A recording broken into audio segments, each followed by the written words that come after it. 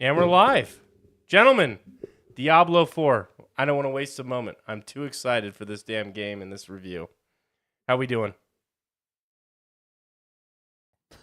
Great. We're doing so good. I'm We're doing good. I We're mean, this checking the is stream. an audio absolutely not- check. I feel like this is damn near God. every week. Yeah. We good? All Yeah, right. we are good. Okay.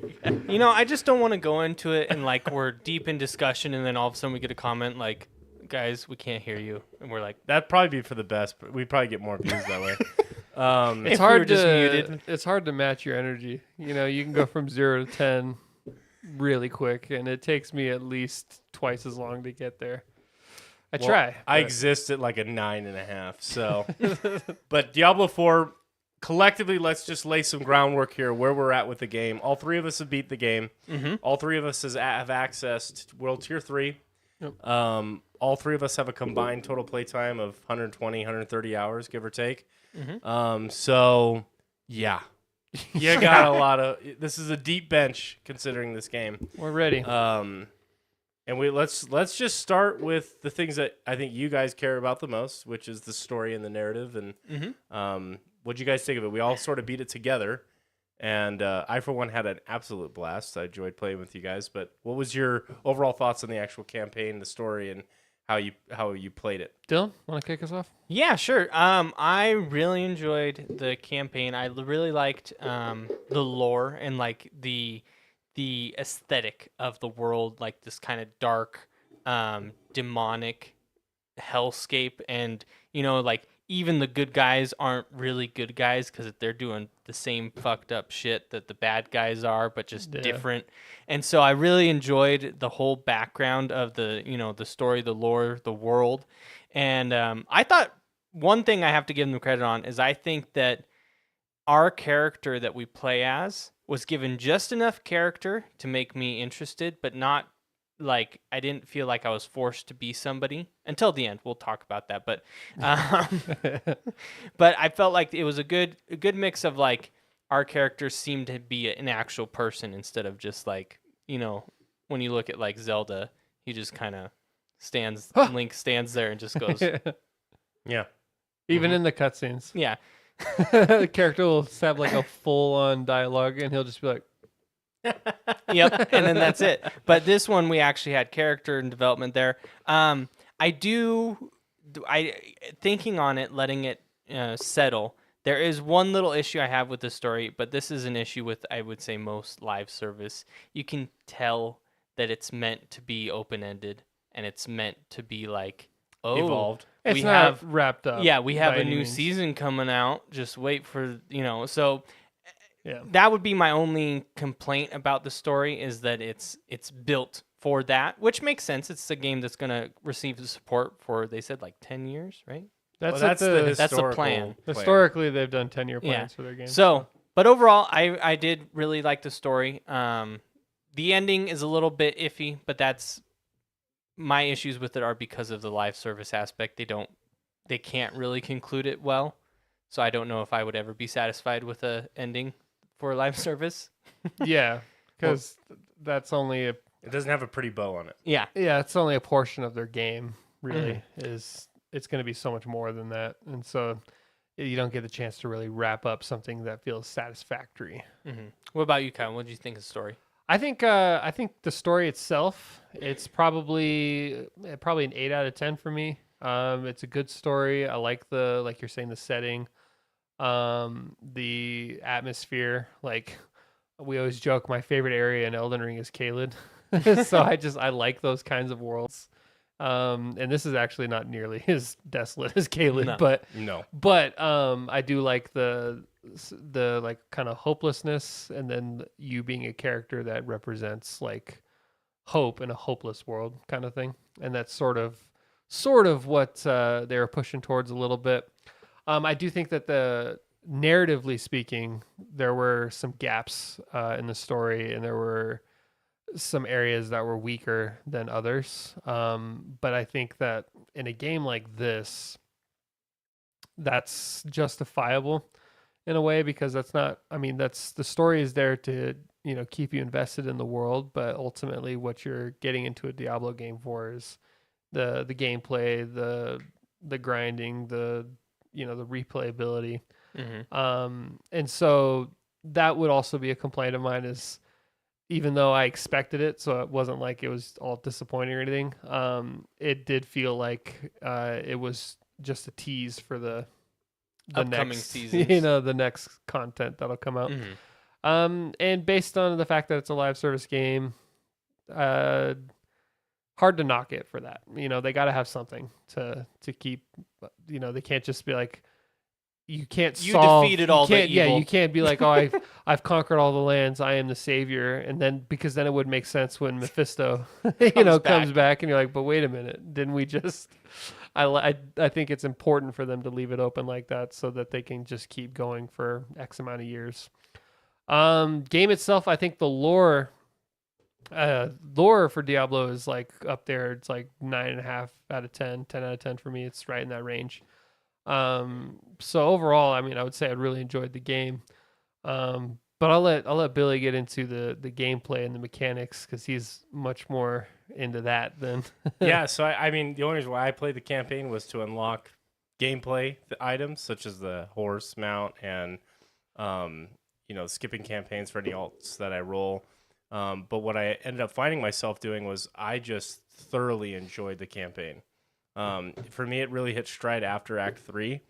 And from Act 4 on, I was sort of hooked. I actually really enjoyed the long cinematics.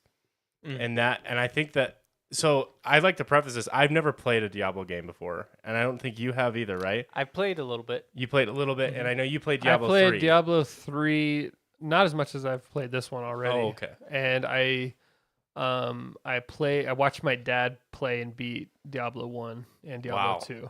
Okay. But I never played them myself. So that's the perspective I'm coming from. So like a lot of the stuff that I get really excited about, I know that probably has existed for a long time in the Diablo series. So, but this is what I love in the game. So the cinematics for me as someone who I really have never given a shit about giving like custom options to get a unique response. I don't find that to be actually really that interesting. Wow. Just shit especially all over when, Mass Effect. Yeah, but they all converge to, no matter what your decision are, they all converge to what, 3 endings? It's about the journey. Yeah, it's not that interesting to me, bottom line. So what I did like was the game drove the narrative to me through these cinematics. And like Dylan said, your character is really actually not that interesting. It's really the world that is interesting. Mm-hmm. And that hooked me. This whole concept of angels and demons and how they've created this lore, I guess, and I don't know, I'm sure they've stolen it from a bunch of, I don't know if it's their own IP that they've created here with this lore. For the most part, it's pretty original. It's pretty original. Yeah. So it's a really cool take on angels, because angels, historically, you think of like, oh, the good guys, and then demons, the bad guys.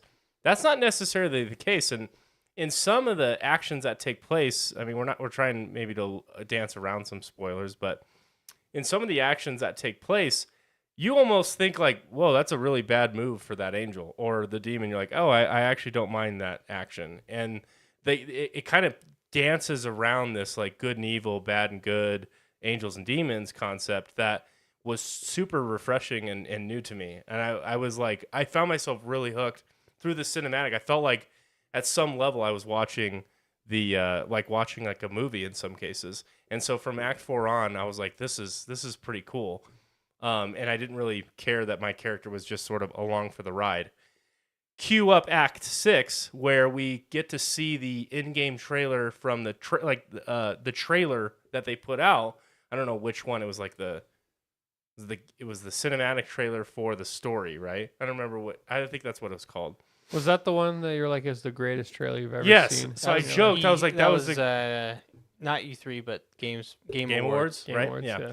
So I joked when I first saw it, never having played a Diablo game, thinking I would never even play this one. I was like, that was the greatest trailer of all time, because to me, the setting, the ambiance, the characters, like I was already invested in that 2-minute trailer. I was like, this is so cool.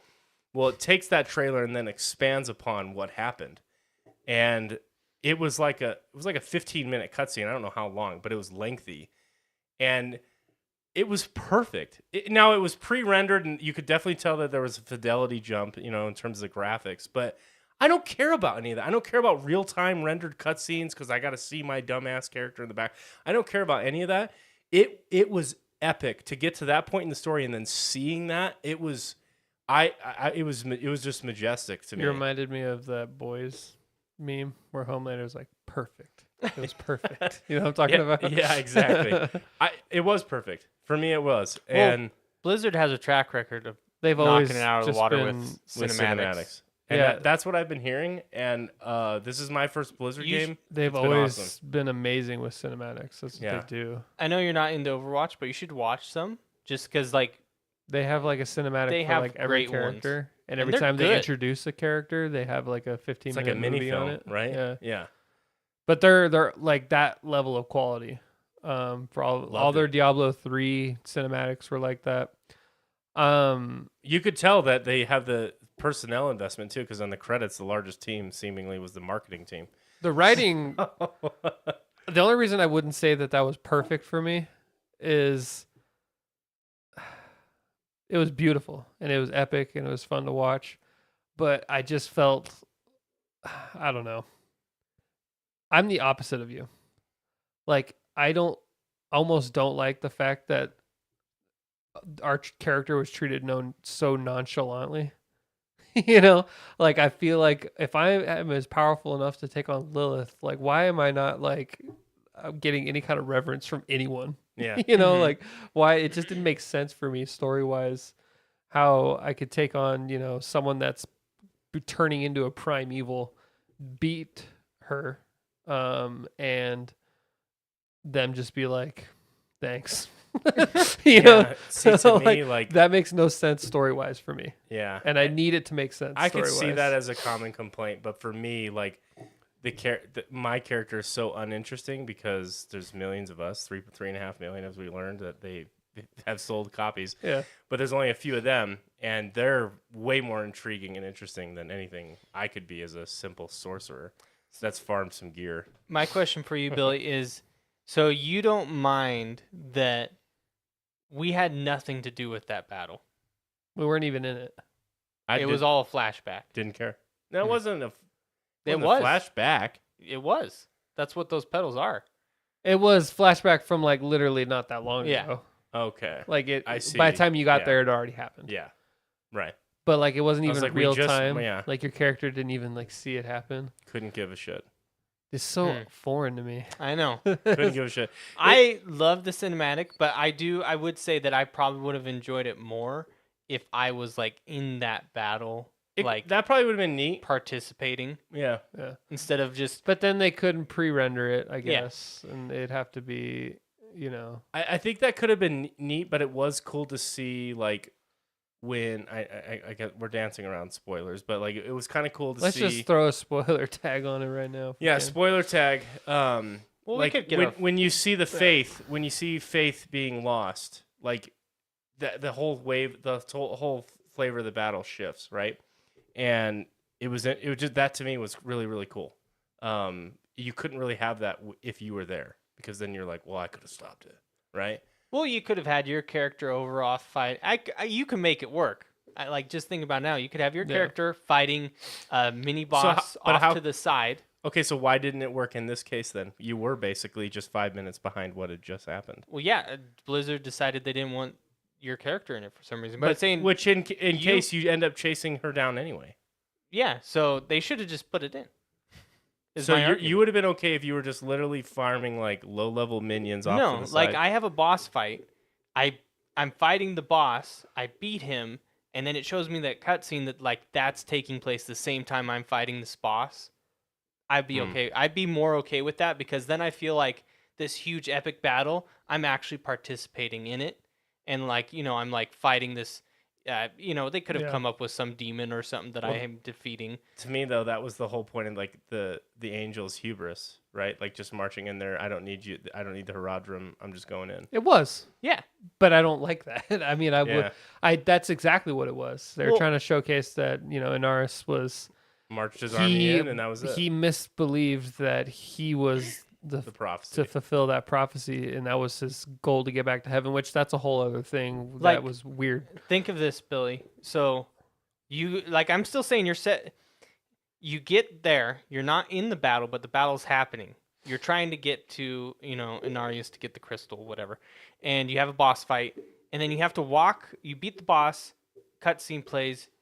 And you're supposed to expect that they happen at the same time. You have to walk through the dead bodies of the soldiers. And then you pick up to find out what happened. That'd be pretty cool. To me, that's so fucking nitpicky that What? I don't think that changes nothing for me. I literally. Well, you don't have to get offended. Yeah. We're just talking about. Well, what I'm we definitely would not like. offended. I'm not offended, but I think that's so nitpicky. Like to I think that's just really ticky tack in trying to make it better.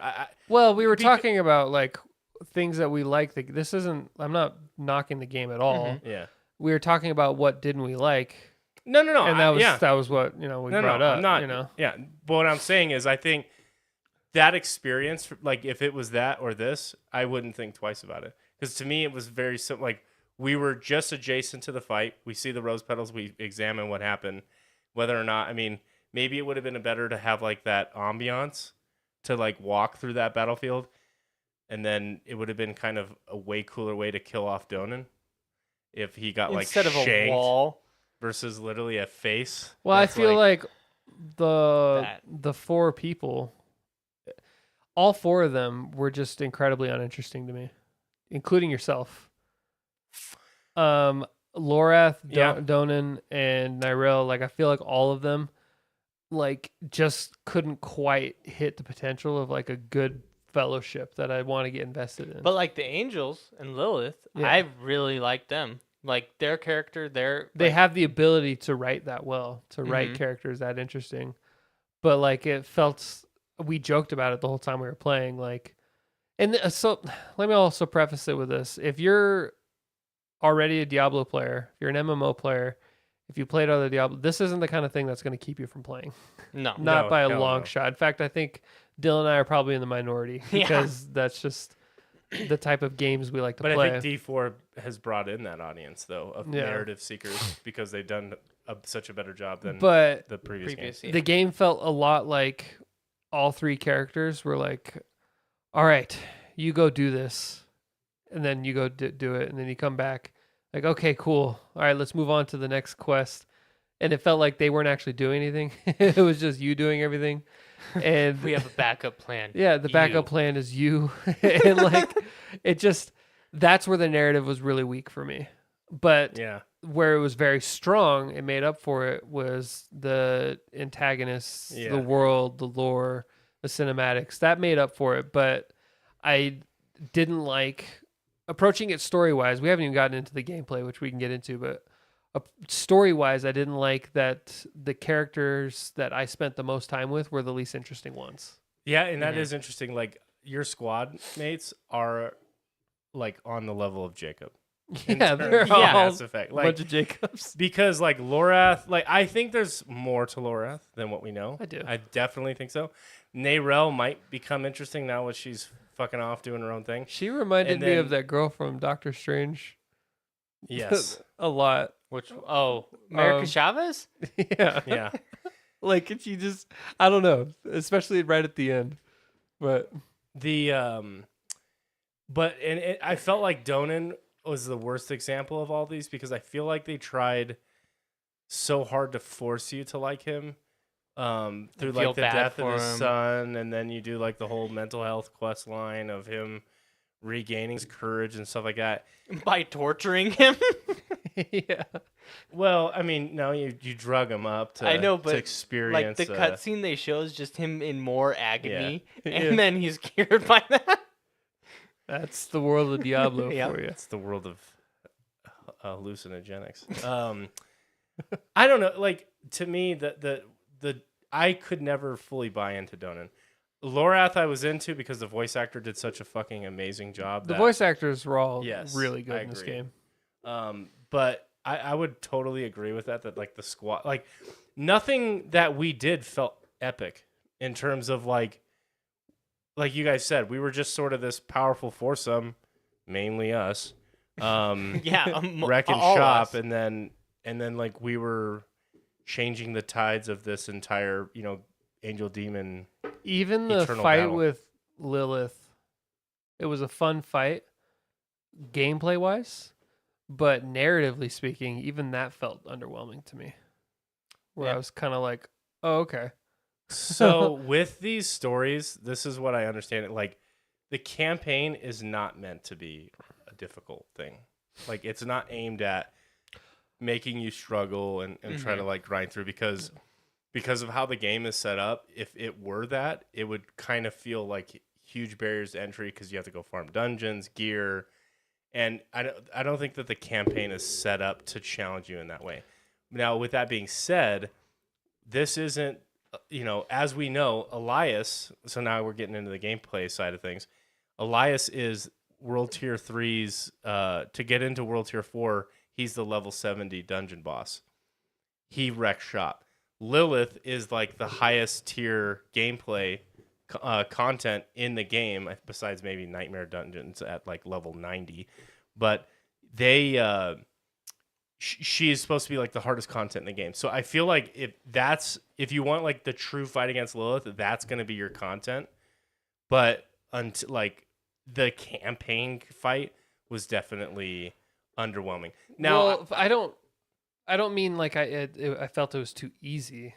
Like I didn't need it to be difficult. I would have liked a more epic, like cutscene. I see. Like at the end of it, like, or I would have liked, like. Even something as simple as you, Lorath, Donan, and Nyrel walking in slowly, like fighting her together, and then it turning into a huge thing, and then a cutscene happens. Like narratively, it felt underwhelming. Like I think that the fight was fun. I think the gameplay was fun. I liked the whole like stage getting smaller and smaller. Mm-hmm. I thought that was all great. I just felt like after it was done, it was kind of like, Well, okay, and especially we were confused by the ending. We had two different opinions on what happened with Mephisto and Nerel. I was under. Still don't understand that. Do you know? I'm still under what I she thought locked Mephisto in the crystal. in the and crystal. From my understanding, he didn't want that. Yeah. He just wanted them to stop Lilith. And so I still am confused why So the wolf helped her, because that is Mephisto. She locked him in the crystal? I thought that's what she was stabbing it for to break him out. No, she's locked. no, She's in the so crystal. that was what. So they have the stone, the ability to capture primevals in that stone, and Pokeball. so that's what happened. So now So she locked Mephisto, and that's why you had to Mephisto's beat her Lilith bitch. the old-fashioned way, because Yeah. the plan was for you to actually just run in and stab Lilith, and so that's why you're like, I guess we gotta fight her to the death instead. So Mephisto's at the beck and Mephisto- call of Nerel, who has the stone. Yeah. Well, and what I eventually did go and read online is that the reason why we see the wolf is he's like, when you're trapped in the soul stone, you can still like project out of it, and so like he's like guiding her, and so she might be corrupted. Ish. Yeah, I can see that. So, but it would just like, so I kind of I agree mean, he's with a Kyle. primeval, so On the end, it was Yeah. a little, just kind of bah, and it was Mhm. done. I was like, oh, okay, we're done. Like the build up to it, I really did like that. You come out of the cutscene, you're like, man, we're in hell, fuck yeah, and then you get there, and Yeah. something happens. You're like, wait, what happened? She just stabbed him in the head with a crystal, and oh, I'm fighting Lilith now. You know what I'm That- thinking It of? was way too fast. I Yeah. agree. Something, because we're Marvel nerds. What I wanted was like that feeling you get in Endgame when Captain America, Thor, and Iron Man are all walking slowly towards Thanos, and then and then it like you fight Thanos, and then he brings in the minions, and I would have liked something like that. That felt like more Endgame to me. Like it. I just felt like narratively there were some missed opportunities, and I got to be very clear that I'm not knocking the gameplay, Yeah. but just narratively. But like I mentioned before, 90% of people that play these types of games, that's not why That's they're not the playing. experience. Well, I'm that's looking not for. what- And for live service games, like we can't expect that high out of live service games. Destiny was like that too. Yeah, like Every time Destiny felt like Destiny it was about had to the- get cool, the worst. it would drop off so hard. They memed one line in specific to hell because it's so stupid. Is the I don't have time to explain why I don't have time to explain when it's literally like You have time. You have time to tell me what the It was hell's going a on. 10-second explanation. Yeah. That's all it. So maybe that's more of me than it is the game. That's more like the types of. I don't really play games like this. You know, Yeah. I usually only play narrative, story-driven games, and so I don't play a lot of games where that's secondary to the gameplay. And so I think it's less the game and more me. You know, I'm not the crowd that they cater to. Yeah.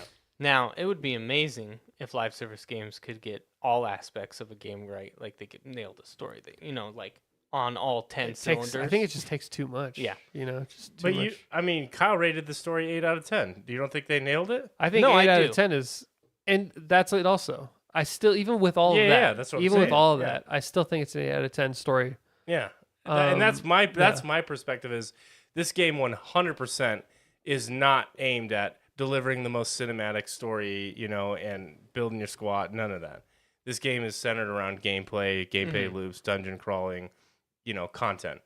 But even with that all said, I thought they nailed this campaign. Yeah. I really enjoyed it. I really did. All I was saying is, could you imagine if they also gave it's a sacrifice, right? Story, you can tell more important is gameplay, but they put a lot of work into story. But could you imagine if we just got like all 10 cylinders? The campaign is like God of War. Yeah. And then when you finish the campaign, it goes into this game. Oh, Where you just can gear and has all the gear. like just imagine Totally that. shift in gameplay. I want a 10-minute cutscene at the end where you think everyone's dead and you wake up in a bed like Lord of the Rings and you have reunited with Donan and Lorath and Lyra. I thought you were gonna say where you wake up in the back of a wagon. And it's like, oh, you're awake. You're finally awake. Finally awake. The Skyrim meme where everything ends up in Skyrim. Yeah, I thought that's where you're going. You're with finally awake. So Billy, take us into the gameplay though. Yeah, let's talk about the gameplay. So let's first go through the leveling experience. I leveled a sorcerer. Dylan leveled a druid and rogue, but ended up maining his druid. And Kyle leveled a barbarian. So we had different experiences in that regard. Kyle apparently is the greatest warrior that his clan has ever seen. That's what Oxen I've been clan. told. He's part of the Oxen clan. I've never seen a warrior like me. They've never seen a warrior like him. And that's gave you the power to defeat Lilith. Yeah, just the confidence boost. That's all I needed to defeat a potential primeval. That's right, man. That's right. But she was wounded. She had a stomach stab. Yeah. That's the lore reason. I know. Why you're I able get. to They take. always have to, cripple them in some way. Inara stabbed her, and so Yeah. she was weak. Weak enough. The leveling experience. So I'm currently level 60. I'll talk about the leveling experience 1 through 50, basically. Basically, world tiers 1 and 2. I thought it was extremely enjoyable. The leveling experience, I thought there were so many different things that you could do to gain experience that I wasn't bored doing anything.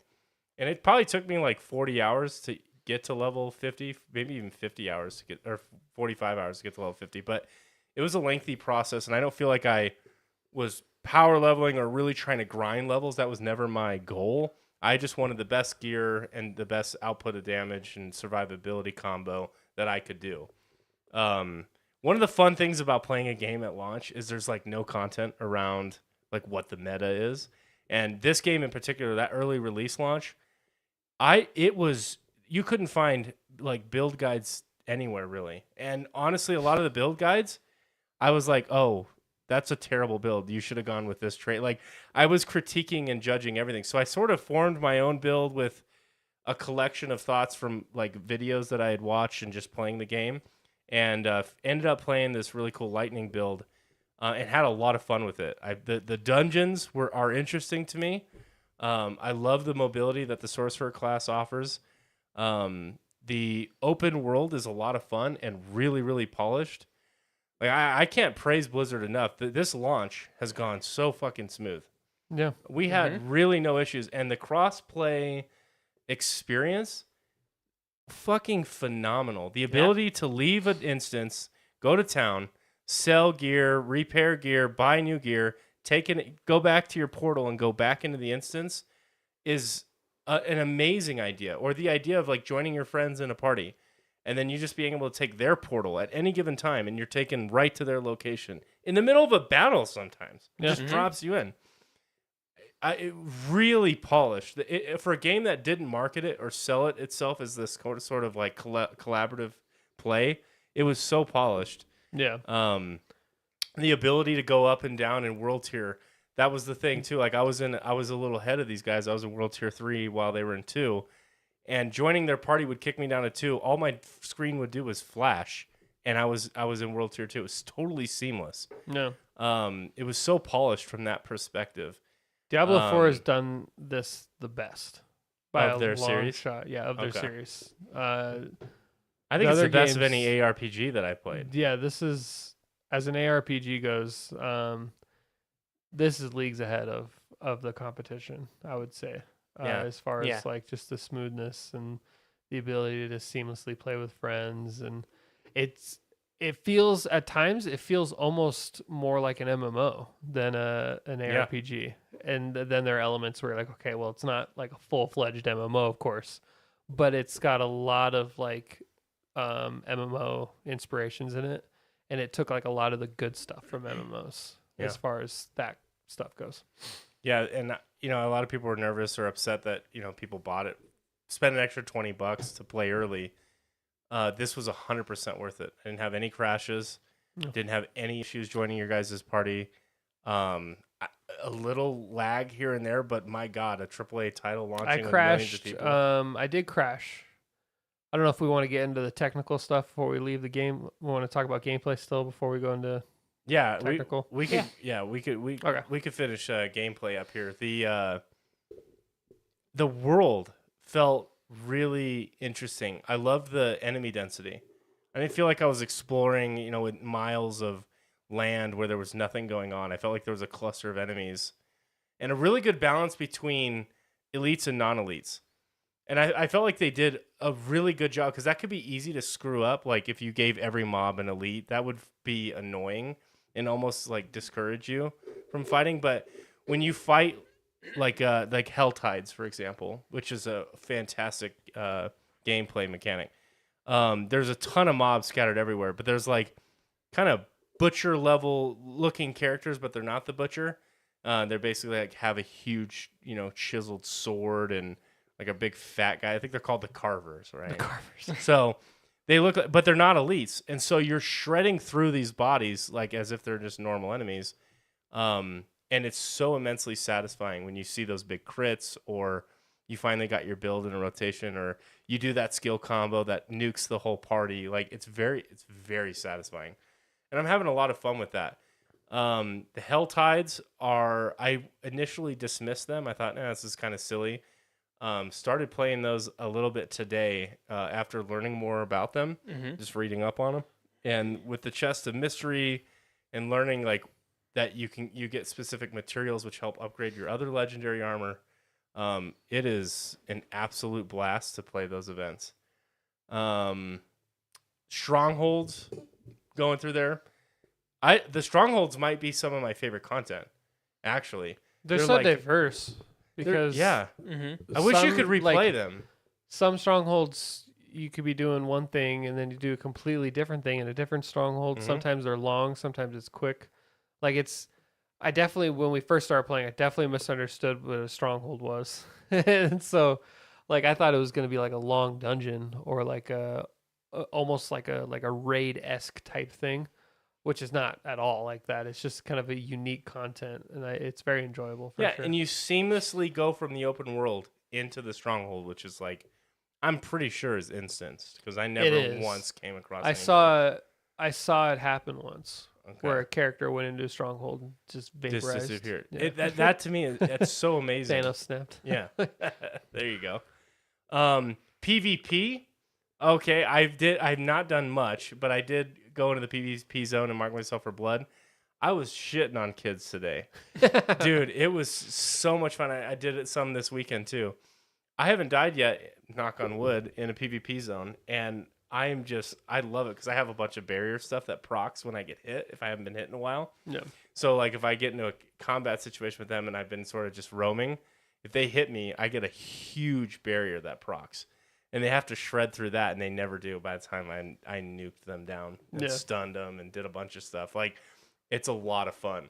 But the open world, like, I'm not one for, that simps to open world games by any means, but like the gameplay loop of the open world and the statues of Lilith and all of it was very, very fun. I like the dungeons. I've done over half of all the dungeons. Once you get they your were mount, unique. the world is a lot more accessible than Another reason than why I you rushed the originally story. think when you first start playing. To the point where it's not a chore really for, some complainers of open world games is like it takes forever to get anywhere, do anything. Yeah. I never really felt that too much in this. No. The dungeons were diverse enough. Like there was some that were definitely rinse and repeat, but some of them, like the layouts, are totally unique, and the spawns inside those are different every time. I learned, so it does feel fresh sometimes. There's some that are really poorly designed where you have to backtrack so much and it sucks, but a lot of the times I had a lot of fun just going through. I mean, I've done over half the dungeons, so been cooking there. I actually do want to go back to the story a little bit because I know you said, Kyle, like you're mainly into this game for the narrative. Yeah. But I was reading some stuff on Reddit today that the side missions, and I know you've done a couple of the side quests, really like take the world building to another level, and make it more interesting. Like I read one instance of where this guy helped the character, did some stuff for her, and then he came back to the town. And she was like, you could talk to her again. Yeah. And she would be like, hey, by the way, thanks for helping me with that. Because you helped me with that, this guy, was able to have success or whatever doing that. So I've done a lot of the side missions. I never followed up and explored on outcomes after a side mission. But I do feel like a lot of it was like, I haven't seen my friend in a very long time. Can you go check on him? You go check. Friend's dead. yeah. Go back to the friend. The guy that gave you the quest gets sad. He goes off. You go to that guy. He dies. Like it's just a lot of like very like somber things. I don't know if I played, and there's still just a shit ton to do. Yeah. But I haven't played a single side mission where it wasn't easy to be like, well, that person's dead. Like it was very easy to predict that. So I hadn't experienced that yet, but that's also because I've probably only done maybe 10% of what they have to offer as far as side missions go, even though I felt like I've done a lot. But So do you guys want to comment on anything else regarding gameplay, or do you want to get into systems? I'd like to. Oh, let's go. Yeah, we haven't even started yet. That was all you. I was. I'm just. You queued me up. I thought I was just gonna run my mouth on all. We offer I'm our the opinions antagonist. too. You don't right. get to say anything. I'm the antagonist of us three. That's what I do. Just gotta Horny play and devil's angry. advocate. Horny and angry. Horny and angry. So my favorite thing about the gameplay, and I'm not a huge fan of ARPGs. In fact, it took quite a lot of convincing from these two to get me to even play. I definitely got my money's worth though, for sure. Even if I stopped tomorrow, I played well more than what I paid for it, I would say. But that being said, one of the things I love most about the game is the freedom and in builds and build diversity. Like every single character, I feel like there's so much you can do with that said character. You can have like one sorcerer can play completely different from another one. Like there's like 4 or 5 different ways you could take it. That is, and it's not overwhelming. Like it's all very like digestible. If you look at a game like, Path of Exile, if you're not into ARPGs, just looking at the skill tree alone is going to be like, make you say, fuck this and stop playing. This doesn't feel like that. So this feels like it caters more to, it's more friendly to the newbie and casual, but also there's enough in it to keep the hardcore invested in as well. So For me, the builds and the ability to kind of grow your character into what you want is 10 out of 10 for sure. I think that's fantastic. I also really like their transmog system because I'm a huge fashion person. My character, I have to like the way my character looks. If I don't like the way my character looks, I don't care how OP I am. I will play shittier gear if it looks cooler. So That's so wild. so the transmog, I like that. I could just apply it to everything. I do think the main drawback, and that's just because the game it's really meant to be grinded. But one of the drawbacks for me is I'm constantly needing to change out my gear that I like, and then it becomes quite expensive, and it uses a lot of resources to get your aspects into the new gear, and that's where the grinding starts to be not as fun for me. But that doesn't pull it back enough for me to knock it more than a couple points. That's still like 8 out of 10 for me. Like that aspect of it. But What about you? So I mean, historically, I've not liked ARPGs, but I was able to get myself to like this one to an extent. I do really enjoy the gameplay, and like both you and Kyle touched on, I enjoy the freedom of your build. Like you're mentioning on the meta builds and everything like that. It's almost better when you first start out to just not even look at those. Just build what plays right for you, what feels right. Like I'm playing a druid and I'm doing a werebear, and just by playing through the story, I ended up pretty darn close to the meta build. Just by like myself, like I figured out what I wanted my character to do and how things synergized, and that was a lot of fun. So I really applaud him for that, just the diversity of what you can do. And I feel like I could go so many directions with my druid if I wanted, and like I would still be viable, or I wouldn't care enough about the meta that I would just be like, no, I want to do this looks werewolf. cooler. Yeah. Yeah.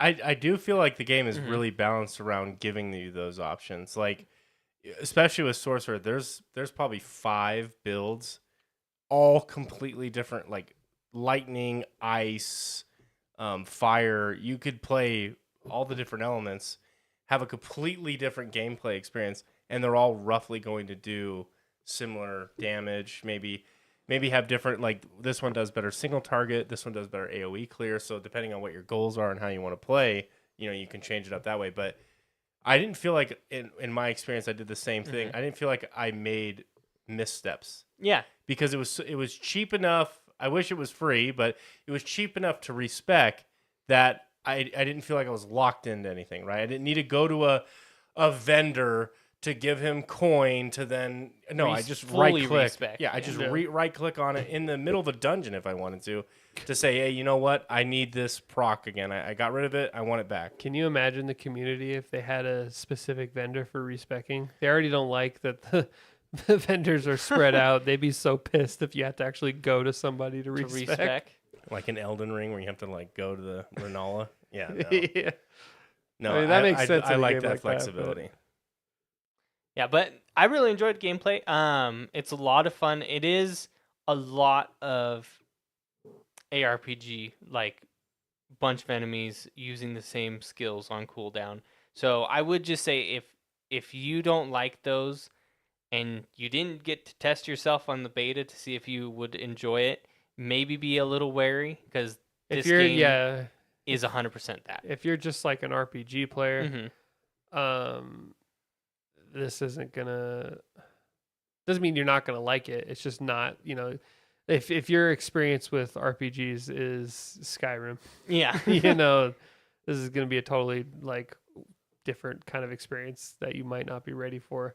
Yeah. But I think for the most part, people know what they're getting into with Yeah. the Diablo game. Diablo has been such a staple for so Years. long. Well, you mentioned to me that they've already sold 3.5 million copies. 3.5 million. This is their fastest selling Launch was game. yesterday. Yeah. Fastest selling game of all time. So that of course includes all the deluxe and premium versions. Mm-hmm. But yeah, 3.5 million as of today, I think. I also want to tack on to what Kyle was saying about how it's not overwhelming leveling. And I think looking back at it, I think they designed it that way so that when you level up to level 50, you're only having to deal with the basic, very minimal stat passives and very easy to understand. Once you hit level 50 is when it's like, okay, you're invested enough in the game. Here's the Paragon board. And I mean, Yeah. even me at first, I was like, holy Dude, I'm still dude, overwhelmed with that Paragon Paragon board. And that's only one, right? You get one and then you get more. But It I did feel feel like, unfair though because yeah.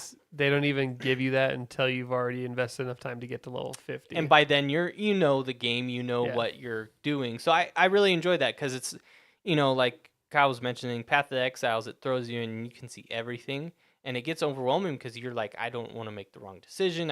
What does this do to my It's character? the Paragon board right off the Yeah. bat. Yeah. Versus Even more this, so. it gives you more of a chance to learn about the systems and all the, passives and everything. And then by the time you get to the Paragon board, you have a pretty good understanding. Not perfect, but at least good enough to like not be like, and run away. Yeah, and then when you get into how you level up the Paragon board and actually doing nightmare dungeons to level up your sigils and stuff, there's such a gameplay loop that it can exist when you dive into that. That definitely can get grindy for sure, but it feels super rewarding. Like those glyphs and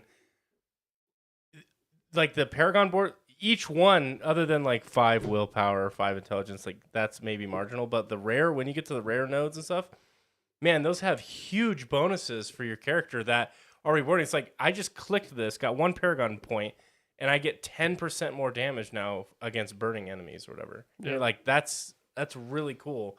And they have like these glyph sockets that you can level up, and the more you level up, the wider the area of effect those glyphs are on your Paragon board. So it makes the nodes around them more effective. You can really geek out if you wanted to really find the best specs. And that's one of the things I'm enjoying the most is when I get a new piece of gear, even if it's not something I'm looking for, I love looking at the stats and really studying it and going, does this make my character better or not? Okay, maybe the power level's item level's a little bit lower, but this gives me, extra basic attack damage. And because of the way I've built, I do a lot of basic attack. So actually, in theory, it should give me a boost, And I've been watching streamers like Criparian, who Crip has been doing Diablo games for decades now, and I've watched some of his Hearthstone stuff and a bunch of his other content from years ago. But he's a big Diablo guy, and I love watching his stream. It's one because it's easy watching because he's like really low energy, so it's not like one of those that you're just like freaking Red Bull, going crazy. But he knows his shit, and like he was going through. He had a whole spreadsheet which I hope to get to at some point, because I really want to study this damage formula. But he was talking about how like certain modifiers are not multiplicative; they're additive. And like, for example, vulnerability is multiplicative. It's the strongest multiplier that you can get in the game. So if you had like 20% damage against burning enemies, or 20% damage against vulnerable enemies, or 20% damage, additional damage in vulnerable, that is way more powerful than the other one. And it's just that to me is so interesting, learning that in the game, really specializing your character and understanding how that works, because then it makes it interesting when you get that new piece of gear. It's like, ooh, this has that aspect that I really don't like these on my gloves. Let me take that off here. Let me put that here. And I can kind of play, like, everything all of a sudden seems interesting, and you can manipulate it to make your character that much better. And you feel the differences. It's like really amazing. It's not just like 1 or 2%. Sometimes when you slot in that aspect, I know for you did you're building your druid towards that werebear build. Mm-hmm. When you slot in that ultimately that shockwave, that's going to completely fundamentally change how you play that character. Mm-hmm. And that, to me, some of those aspects really dictated how my gameplay experience was. And that was so much fun to me because I could have so many different things going on with my character. You want to know something that would probably make you cringe super hard? You don't care about any of that? Last night when we were playing, I saw a helmet that did like 300. It had like 340 more power than the one I had equipped, but it was ugly. But they have a transmog system. It like, and it didn't have the aspect I wanted. Oh, okay. And so I just junked it. I Damn. didn't keep it. And then also, That's such a fundamental difference. there's so many times where like I'm like, oh, this pole arm is really good, but this transmog that I have on my axe right now looks way cooler. And so I'll just junk the pole arm. Oh my god. That's then physically making me cringe. It takes me a lot longer. 340 more item power, he said. Yeah, I'm not even kidding. That's like because twice it jumped as good. up so much though from Yeah. level 50. Sacred is huge. Then all of a sudden, the next dungeon, I was fighting stuff 100, 200, 300 more than. Yeah. Like it was so quick that I was more like, well, I'll find another one. You Yeah. know, it's not hurting me. Yeah, that is true. Going to the gameplay, I have some nitpicks that I want to bring up that I started to think of here. Billy, you had mentioned last night, and I want to bring this up, is they had said that they want to take away power leveling. Or not power leveling, but like It doesn't exist. Is what they said. where you go based off of like the item power. Didn't you say that they said that? They want to get rid of that? Yeah, I thought that's what you said. I would need more context. I don't know what that means. You know, like light level in Destiny. Yeah. They want to get rid of that? I thought that's what you said. No last way. night. No. No way. That's like the core component. Oh, well, I was confused then because I thought you said that. But in my opinion, I hate that shit so much. Item power? I hate it. Yeah, You hate item power? In Destiny I hate it. In this I hate it because I do like loot, but I hate always changing out loot. And then I wouldn't agree. mind item power. This is where I give more credit to Destiny than Diablo. Maybe Diablo will fix it, but I like how Destiny does this better. I can carry an item in Destiny with me all the way. As long as I have the resources, I can bring it with me as far as I want to go. Diablo, no. You upgrade it 4 times, you're fucked. Well, there's no limit on how much you can upgrade a weapon in Destiny as well. Yeah, and so that's one nitpick I So have. you find something you like, and if you don't have an upgrade module or whatever, you just put it away for a little bit until you have an upgrade module, and then you just bring it up, and it doesn't cost more and more every time you level it.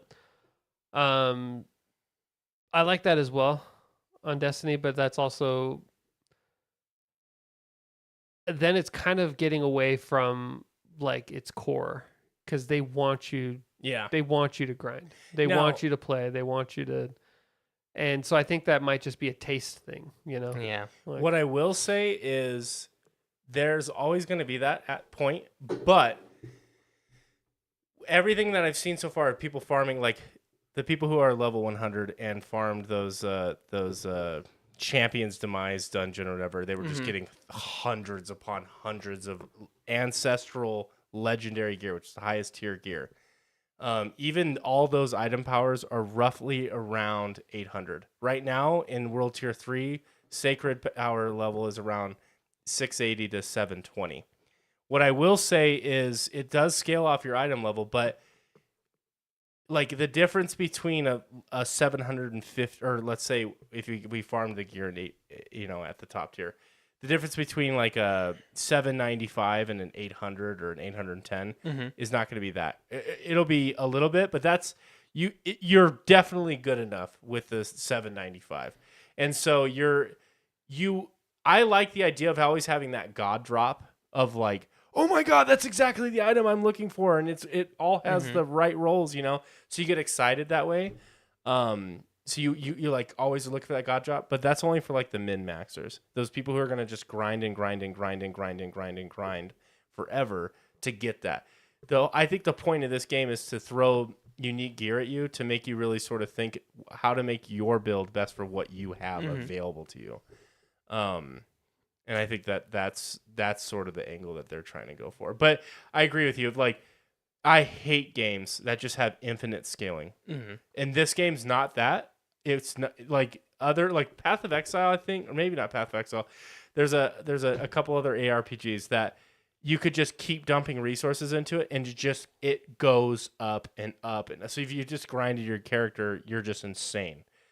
That's not the case for Diablo. It's going to be limited by the item power, which is native to when it drops, and there is an upper limit. So I guess I would be okay. I would be okay with not being able to like carry armor up, but I would want at least the ability to take the aspect out of ones I've put it in. After you've imprinted. Because I agree with my thing is my biggest fear, or not fear, but like my biggest annoyance right now is if I get my build all set, my werebear build, I get it set in World Tier 3.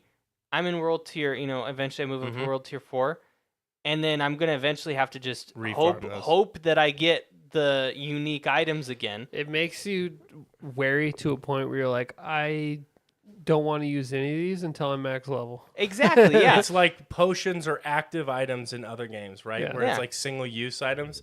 I totally agree with that. Like if they took the limit off to where I could keep Pull it off taking it out and putting, Then I would love that. Just better. because it's so essential to your build. And make it exactly like the enchantment system works in Diablo 4 right now, which is if you want to enchant. You guys familiar with enchanting?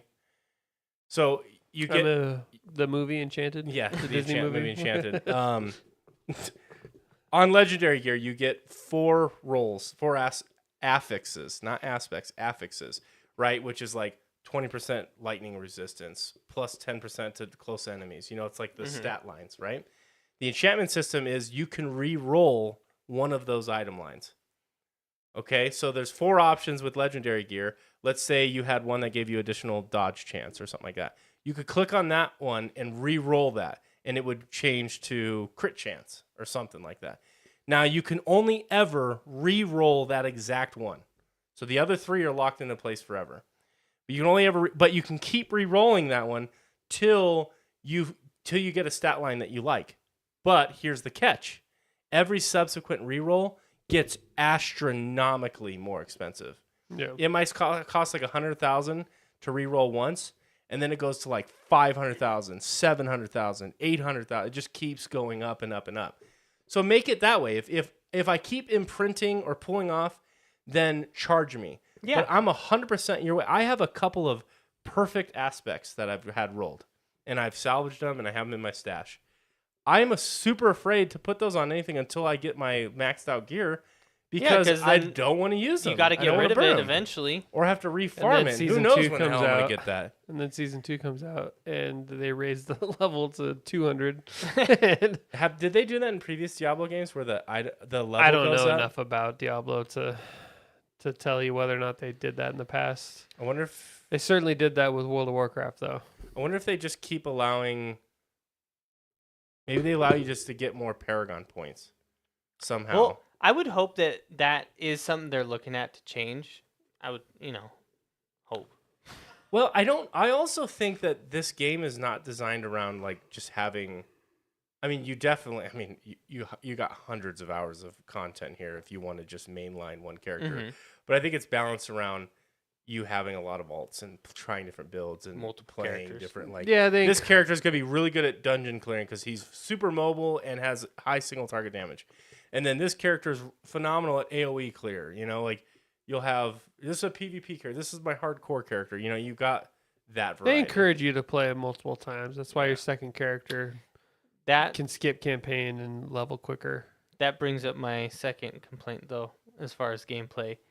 Something they need to add, which I'm sure maybe they're looking at, is the ability to at least bring your character up to some type of level floor when you start a new character and you skip campaign. Because I just did it. You start at level 1, and level 1, you have nothing without the campaign. You have nothing to do besides dungeons. And I mean, you have the Whispering Tree. You have a lot to do, but it's just. After going through the grind of the main campaign, getting up to 50, I do not want to do that again. And have to unlock all my skills, and that seems like the most monotonous, boring experience for me right now. That doesn't seem fun. Yeah. I would rather just keep playing my druid. I don't see the benefit in trying to level up my other character because it just seems like it would be. If I'm gonna play another character, then I'm probably gonna play the story again. Like I probably wouldn't skip the story because Which that would get you to 50.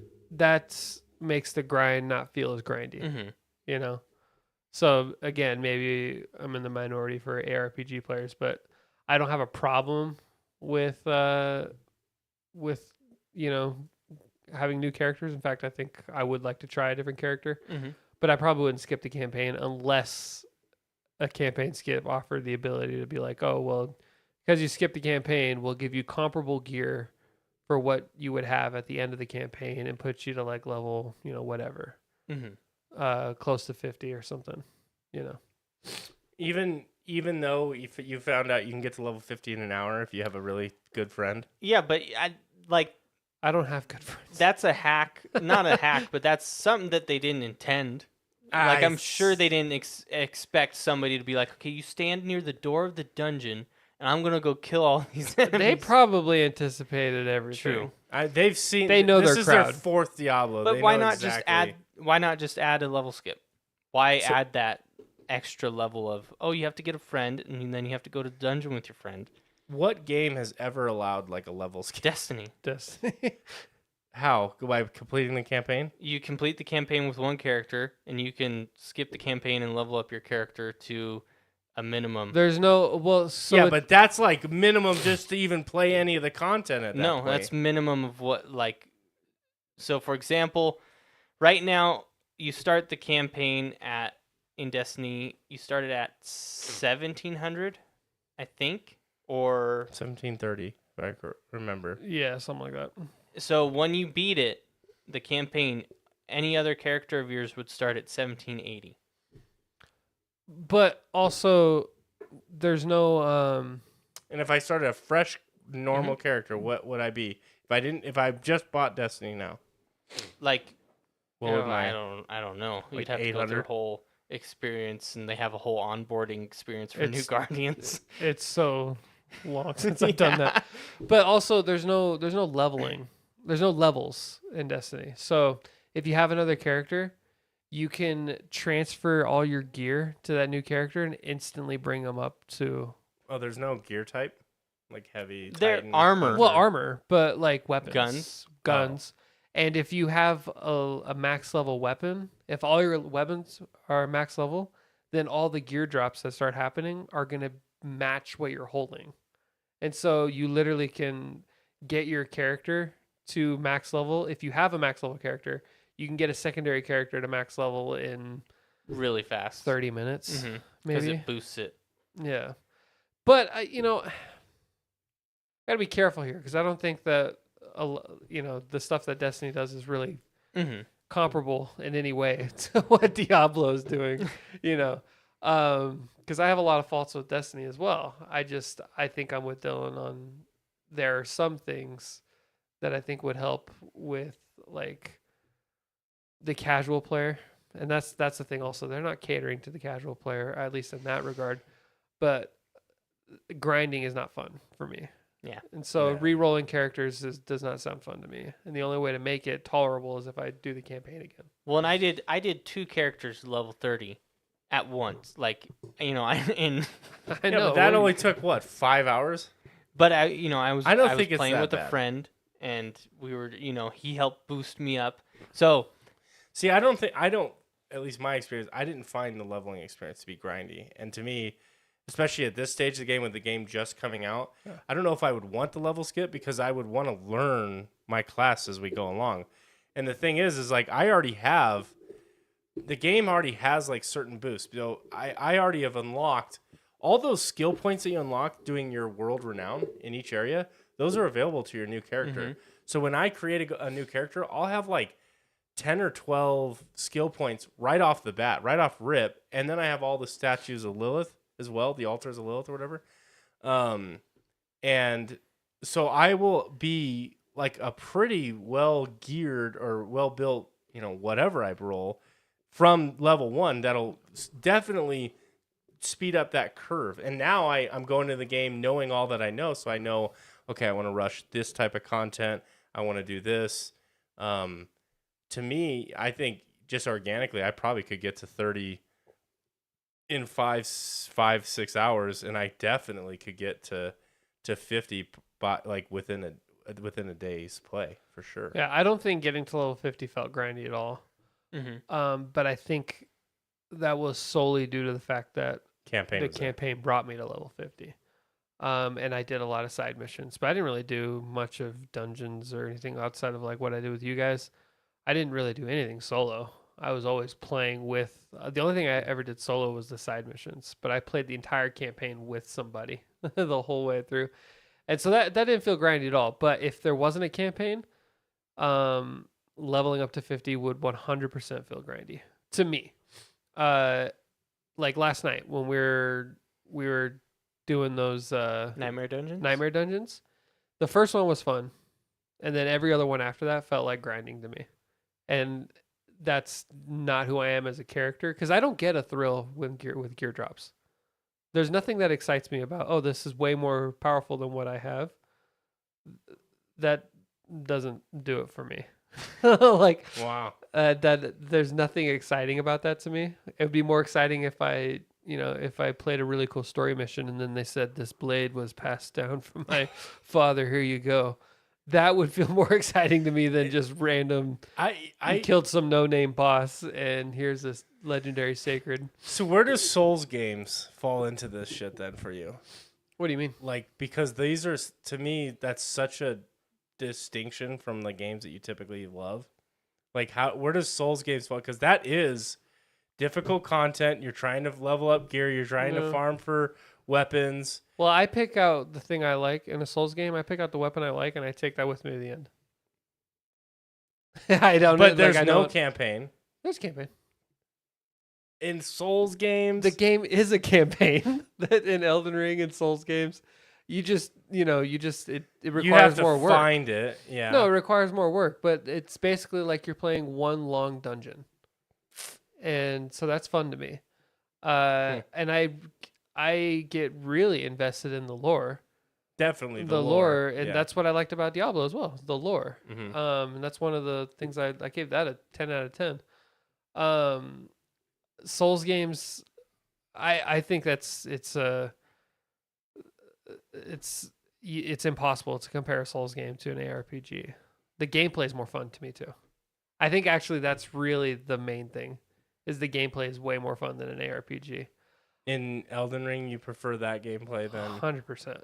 Interesting. Like, I'm not a fan of, like, sure, there's intelligent way, and it takes a lot of skill to, getting your build right. And there's a lot of people that are just going to be way better than I ever will be at this game. But even though it's entertaining, I'm not a fan of gameplay where it just relies on cooldowns and clicking skills, because then it just feels like I'm on PlayStation, I'm just clicking X over and over and over again. It feels, at least the gameplay part of it feels like it just feels redundant to me. And Souls games feels more like I have to think about what I'm doing as I'm doing it. And you definitely do that in Diablo as well. And maybe I didn't, when we were playing together, maybe that's why I felt like it was just kind of like, just doing it. But I feel like if I'm not constantly thinking about if I'm not memorizing how a boss attacks, if I'm not constantly thinking about what I'm doing, if I'm even going mindless for a second, then I'm dead. And I think that's what I like about the gameplay of a Souls game. And believe it or not, camera angles is very, very important to me in a game. I like to be able to swivel, turn around. I like to look at my character from behind. I don't like a locked camera. That's huge for me. That really, really hurts the game for me. I wouldn't even mind if the angle above your character stayed the same. I just want to be able to swing it around, that's ARPGs though. Like, I think we were talking about one night, so that's just an ARPG. And so people that are getting into this, they know what they're getting into. Yeah. So that's all of my complaints, I think, are valid for me, but I don't think that they would really translate to the Diablo player. Yeah, it's not a knock on the game. It's just your perspective of preference. What your preference. Man, So we're Dark Souls has one of the best stories in a game ever. It just doesn't hold your hand. well, yeah, it's not what we had a whole podcast about it, right? It's not necessarily story; it's more lore, right? Although I've always felt like my love for From Software games always baffles you, because this is This is like the fourth time you're like, but why do you like because Souls games? everything that you always go back to is like character customization, the way you look, the way you. Yeah, Elden Ring has the best character customization in any game ever. That is, yeah, I would agree with that. I don't know about ever. Ever. You just haven't spent. You can make your character look Anything. however you Yeah, want. it's wild. Other games rival it. I'd What? say. Like what? Street Fighter. Oh my You god! can make your guy look fucking weird. Yeah, and then not play him, and then play Ryu for the next But anyway, Street Fighters when he goes. he goes to yeah. You can though. It's true. But yeah, bottom line is like I'm always shocked because everything that you list that you like love in traditional gaming, it's very tangential to I know how much you love Souls, and it's just funny to me. But anyway, It's also the gameplay is we're getting into such minute differences, but like all these little things add up. But like the gameplay is there's skill based and like there's that kind of thing, but it's more like if a Souls game feels more like how would I approach this if I was in this situation? Dodge, roll, attack, run away versus click, click, click, click. Oh, this cooldown. Click, click, click, click, click, click. Like run, click, click, click, click. Like, and that's not a knock on that kind of game. Yeah. In fact, in a lot of ways, I think it takes almost more thought and planning to create like the perfect character in a game like that. It's just not for me. the work is done beforehand. The work is done before the fight. It's Yeah. not done during the fight. Yeah. At least to this point, I haven't necessarily been And challenged by the again, content. Yeah. I just barely got into World Tier 3. I'm not speaking for endgame Diablo. That might be a totally different story. Yeah, But it'll be interesting there to see hasn't what it been a looks like. single boss that I felt like required too much thought in. It was more like, is my build good enough to go into it? And once I'm in. So it was more like pre-planning and that kind of thing. But I don't know. Maybe I'm just an anomaly. No, I mean, like I said, I've historically not liked ARPGs, and I'm pretty sure somewhere on the podcast before I've said I don't like, first off, I don't like turn-based combat, but for some reason I like Pokemon. That's weird. And then I don't like combat where my attacks don't feel weighty. Like I don't feel like there's an impact. Like that's why I love God of War so much, is I feel like, especially the new ones, it feels like when you hit Weight to your punch. there's weight to your punch, your weapons.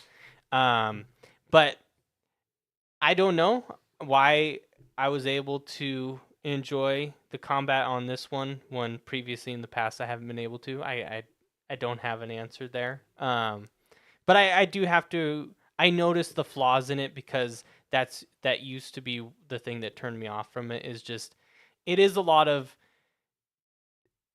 you're going based off cooldowns, and I mean especially in Diablo, which is the point.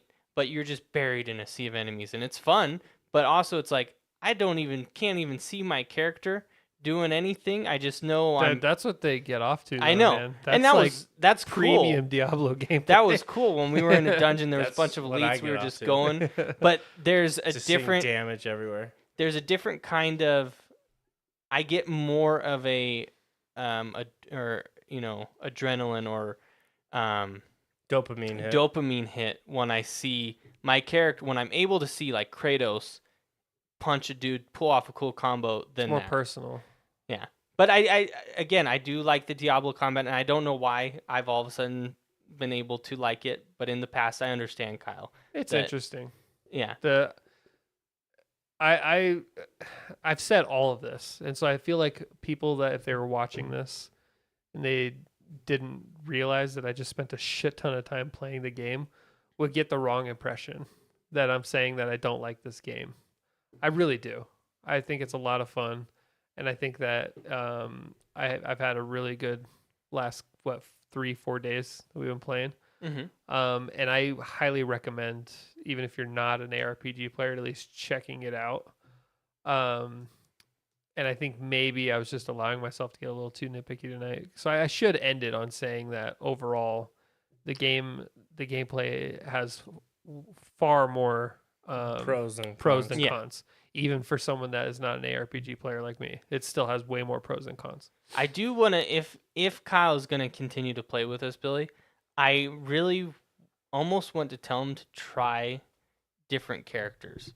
Like Classes. Because that might be my problem too. I've only done one build. Yeah, it might not well, we know we can level. I can level you in an hour, so. It might not be this, but I get the similar feeling from what he's saying is like when I played as Rogue, visually, loved it. Like, right, I was like, oh, sweet, I'm a dope bow archer.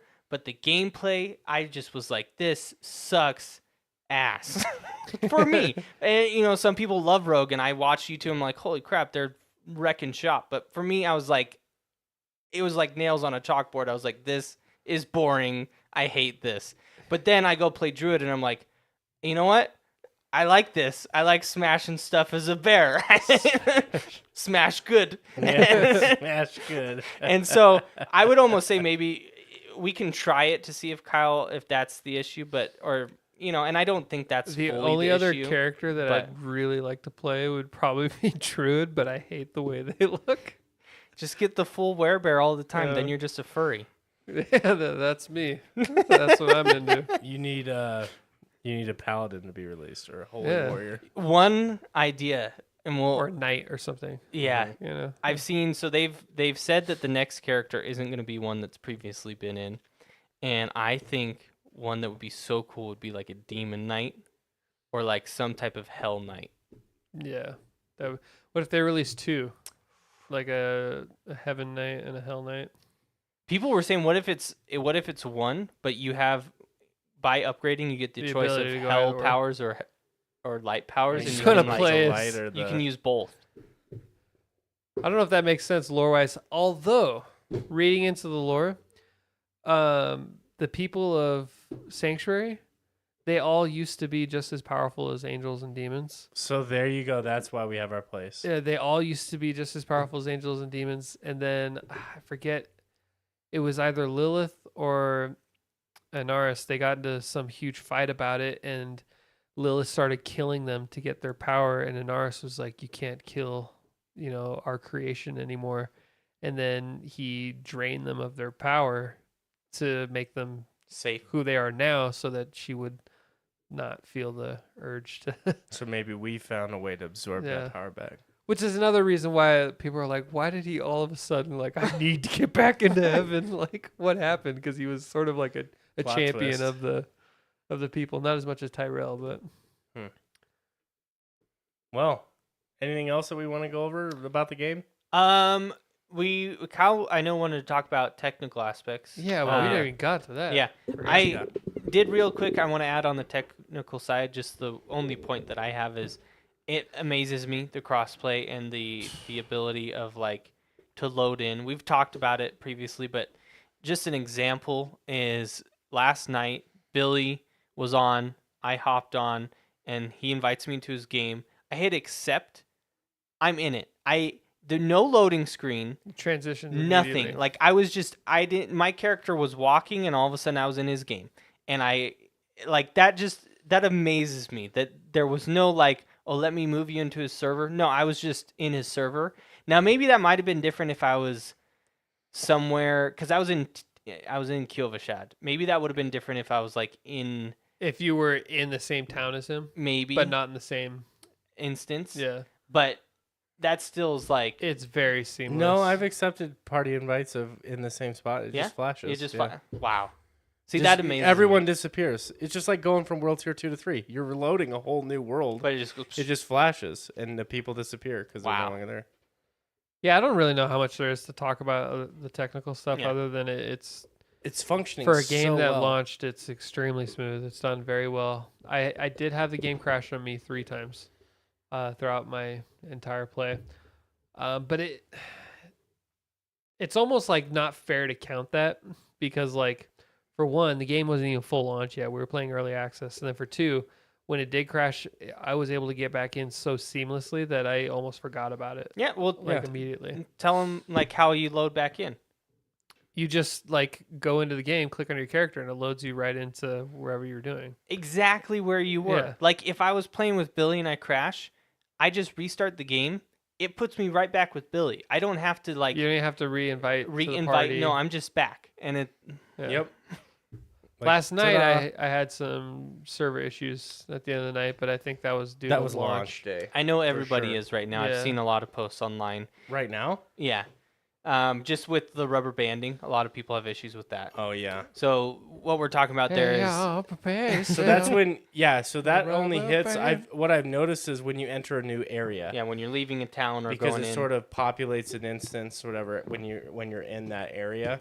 And I did find it a couple times where you would kind of hit an invisible wall for 2 or 3 seconds and then you would go through. But that is so I've minor. experienced so many bugs. I'm just kidding. I've experienced so little technical problems when I'm actually in the game. Like lag has been extremely minimal. There was one time where I was lagging pretty hard fighting a boss, and it was kind of bugging me. But that didn't last that long, really. I mean, we've had so many games come out just Horrible so launches. horrible at Redfall, launch that Golem. Oh, God, that to name a few. it feels nice to have a game that runs as smooth as it does. And it's fully finished. Like this is you look at this game and it's like, yes, this is the game they intended to release as is. It's not like, of course, it's live service, so We're not getting an apology letter. Yeah, we're not getting an apology letter. we're This not is getting what half they finished. intended to release. Yeah. It wasn't like it launched and they're like, sorry, I know that this is only 50% of what we envisioned. Like, this game is what they promised. Yeah. Yeah, You know? And I think, honestly, if I would never do what I did with this game and buy a pre-release content, like, I would never buy a pre-release unless they had open betas like they did. Yeah. Where I could go in and play the game and go, this is pretty polished. It felt good on the betas. It didn't feel weird. The server slam felt good. The feedback was all positive. All the people that had play tested it for all those months, like, they were all having really good feedback. So you could get away with. I don't want to see games that are, play the game 2 weeks early if you pay $10 more. Like, there's a way to do it, and if you want, you got to show me it's done. you got to prove it. Yeah, Yeah. that beta server slam, like, you had a good idea what you're getting into. You didn't feel like you were going to waste money. That was basically 6 days to play the game for free. Mm-hmm. Yeah. And learn everything. I do think that if you buy this, regardless of what level you get, which now, I mean, not a whole lot of point in buying the higher tier Yeah. versions, unless you're into those cosmetics and stuff. Need that mount.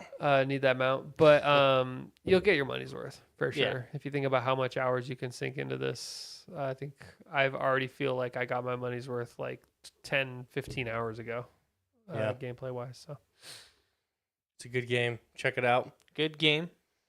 We don't have a creator code, but No. go check it out. yeah, we're not endorsed by Blizzard in any way, so you know that our opinions are valid. We had an early access Yeah. copy, guys. In fact, I think we've talked more shit about Blizzard than we've talked about their praises. I think I put them in my top developers of all time. Did you? I had them, Riot, and Valve, I believe. I don't remember who I put. I think can't remember. I know. Well, I know for one. No, I had Nintendo, not Blizzard. Sorry. One I had was, I think I chose Rockstar, From Software, and I don't know who the third was. Actually, I don't think I put Riot in there either. I put Valve. They're apparently not our top Nintendo. of all time. If I you had know. Sucker Yeah. Punch and Naughty Dog for sure. I know the only one I know for sure is I put From Software, but Yeah. and yeah, that's the only one I know for sure. Well, where can people find us? They can find us on Twitter, Instagram, any place you listen to your podcast. I guess it's on the screen now. We got the cool Oh overlay yeah, just look down here on the other side. and over there. Over there. This is our If you name. Google that. There's images right here. But yeah, Awesome. any podcast And if listening you didn't platform. realize, it's a podcast. If you look at either side of us, You see these white letters right here. it says podcast. It says. I guess we do podcast. download the audio, so Yeah. people listening have no idea what the fuck we're talking about. But Yeah. If you don't know what we're listening about, we got a YouTube channel too, That we which live stream hopefully to. you're watching us on now. If you're not listening on the podcast, We're where you trying can to see our streamline beautiful it. faces. You know, we record a lot, and we talk way too much. yeah, And we're not that cool. Oh, these guys are. we're I really cool. think that you're really cool. Oh, thanks. You are amazing. I'm an ARPG simp boy. All Pretty right. much. This has been fun. Diablo 4, I'm going to keep grinding it. This is going to be my main game. I think it's already in my top 5 games of all time. I'm not even joking. Jesus, damn. I would say as that addicted. the KD ratio, we give it the official would recommend you go play it. Yeah, Yeah. if you Like, listen We to did overall- it for Elden Ring. We did a very in-depth percentage-based, Yeah. and it was like a 94, something like that. So, like percentage-wise, out of 100, what do you say? Percentage wise, I'm gonna go with. This is tough. I'd say 85%. 85, 98%. 98%. I'd say 85 as well. Whatever the hell that average So, is. 93? Do the 94? math. And that's pretty fucking good for a game. That just launched Yeah. 5 days ago. Just launched. So- yesterday actually was the official launch. Go I out, think try it. legitimately this is already in top 5. I am 100% probably gonna dump minimum 300 hours. Soon in we'll this game. have a statue that Billy ends up buying about Diablo. You or need a something. Lilith. Did they do a collector's edition of Probably. this game? I don't think they did. I would have bought it probably. That would've been nuts.